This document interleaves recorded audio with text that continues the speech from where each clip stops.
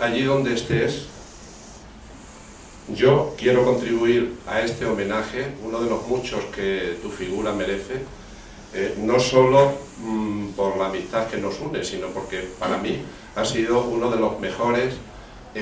poetas de tu generación. Me he atrevido a hacer un pequeño poema dedicado a ti con el corazón, que dice lo siguiente. Se titula Hace un año de la muerte de un amigo. Hoy los sauces llorones junto al río enmudecen de pena por tu ausencia y suplican a Dios con insistencia que no quieren ser sauces nunca más, solo testigos por tu muerte precoz, querido amigo, porque han perdido al poeta del alma y su presencia, y aunque saben que tus versos son la esencia de ese corazón grande que ha partido, esos sauces, ya mustios, adormecen su desazón por pena y por tristeza en su corazón de árbol dolorido. Compañero de sueños y de azares,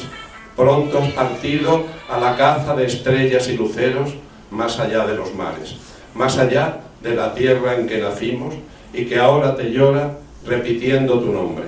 José Iglesias, el poeta y el hombre, el amigo que fuiste duerme y sueña, que Calíope te acoja para siempre en los cielos de búhos y cigüeñas.